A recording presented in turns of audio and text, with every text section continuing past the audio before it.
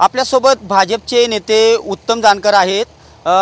Sir काय सांगाल, आज भारतीय जनता पार्टीत आपण नाराज आहात अशी चर्चा रंगली आहे। जयंत पाटलांनी देखील काल दावा केला की आमच्या संपर्कात आहेत आणि शरद पवार यांना पाठिंबा देणार आहेत। काय सांगाल या संदर्भात? निश्चितपणाने भारतीय जनता पार्टीकडे मी सोलापूर लोकसभेची उमेदवारी मागितलेली होती, परंतु त्या ठिकाणी मला उमेदवारी न दिल्यामुळे सोलापूर जिल्ह्यामध्ये भयंकर वातावरण तप्त झालेलं आहे।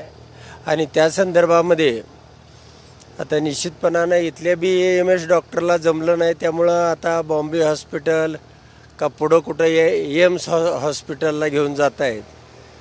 आता भेटीसाठी निघालेलो आहे।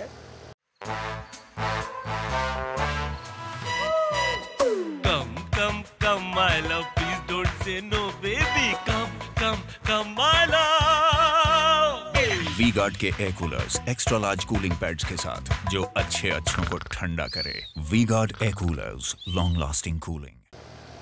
जयंत पाटील यांनी कालच्या सभेत म्हणले की माझ्या मित्रासाठी मी हेलिकॉप्टर पाठवले, याबद्दल काय सांगा?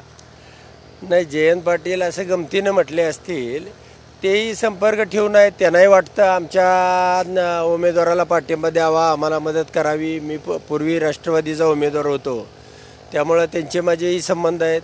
त्यांनाही असं वाटतं की बाबा आम्हाला मदत करावी।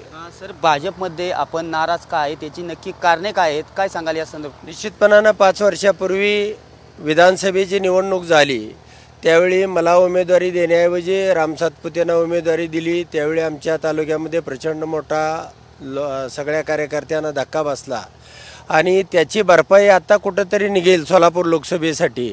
आणि ती उमेदवारी जवळजवळ निश्चित असताना तालुक्यामधल्या सगळ्या कार्यकर्त्यांना आणि जिल्ह्यामधील सगळ्या समाज बांधवांना, शिवाय सोलापूरच्या आजूबाजूच्या 10-15 तालुक्यामधील सगळ्या समाज बांधवांना असं वाटत होतं की निश्चितपणानं सोलापूरची उमेदवारी फायनल होईल।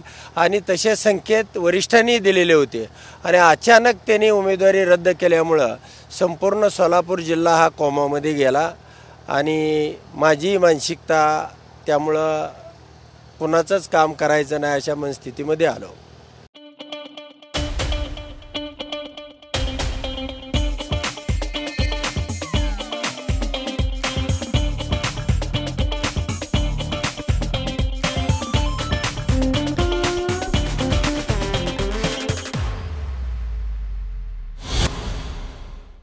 सर, आज आपण मुंबईमध्ये देवेंद्र फडणवीस यांची भेट घेणार आहात, त्यानंतर दिल्लीत अमित शहा यांची भेट घेणार आहात। काय निर्णय घेणार आहात? आपण शरद पवार यांना पाठिंबा देणार आहात का?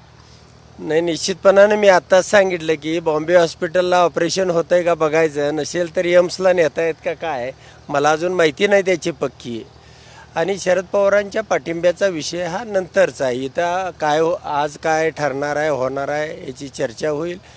समजा त्यामधून काय तोडगा निघाला तर तो ठीक असेल, नाही निघाला तर मग आमच्या कार्यकर्त्यांची बैठक घेऊन आम्ही त्याचा निर्णय करू। त्यानंतर दिल्लीत गृहमंत्री अमित शहा यांची देखील भेट घेणार असं नाही, अजून माझ्या इथं फडणवीस साहेबांकडेच हा विषय होईल। तिथून समजा फोन वगैरे लावायचा किंवा जायची गरज पडली तर निश्चितपणाने जाणार आहे। हे होते भाजपचे नेते उत्तम जानकर। आज मुंबईमध्ये ते देवेंद्र फडणवीस यांची भेट घेणार आहे। त्यानंतर तिथे तोडगा निघाला तर तिथंच निर्णय होईल, परंतु न निघाला तर पुन्हा ते दिल्लीत अमित शहा यांची भेट देण्याची देखील शक्यता आहे।